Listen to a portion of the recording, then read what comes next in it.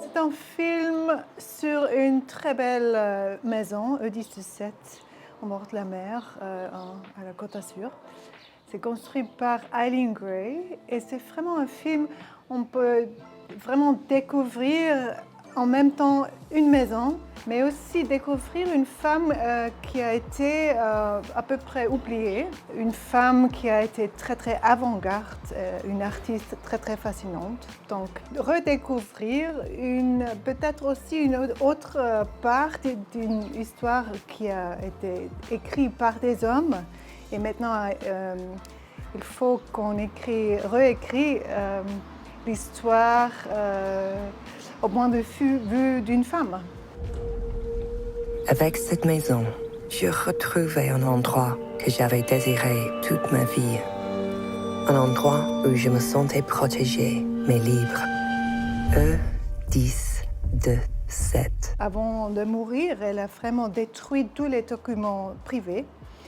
Donc c'est aussi un choix de dire je vais rester en mémoire avec mon œuvre et pas avec mes histoires privées. Mais après, j'ai commencé à vraiment trouver tous les petits documents qui sont toujours là. Et j'ai collecté toutes les histoires autour de Eileen Gray.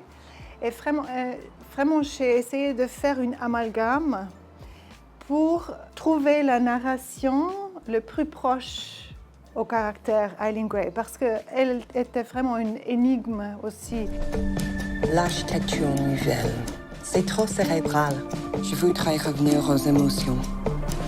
Le Corbusier a découvert la maison. Cette maison est fascinante. Elle a réussi quelque chose de singulier. Mais pourquoi vous construisez des murs blancs, si ce n'est pas dans le but de les recouvrir de peinture? La maison l'intriguait. Pour faire un film, je crois, il faut toujours commencer avec une émotion forte. Et pour moi, c'était vraiment la violence de cette intervention de Le Corbusier. C'était quelque chose que je n'ai pas du tout compris en tous les niveaux au début, mais j'ai senti une émotion qui était complexe moi-même et je voulais aussi comprendre cette émotion. Et aussi pour moi, c'est toujours plus intéressant de commencer un film avec des questions, mais pas peut-être trouver des réponses, mais des réponses qui sont plus complexes. J'exige qu'ils remettent les murs en état. This is an act of violence. It's vandalism. Vous pourriez me remercier. J'ai largement contribué à la notoriété de la ville. Pour nous, c'était aussi une inspiration de vraiment trouver une autre forme entre le documentaire, mais aussi la fiction, pour aller le plus proche aux personnages qu'on peut. Mais en même temps aussi, c'était une possibilité pour prendre plusieurs sortes d'espaces et vraiment aussi réfléchir sur les questions, c'est quoi l'espace social, c'est quoi l'espace psychologique.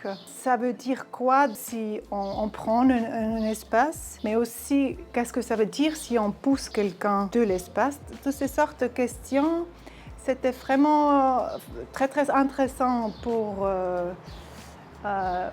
les poser dans cet espace artificiel. Ma maison. Ces fresques, enlacées, entremêlées.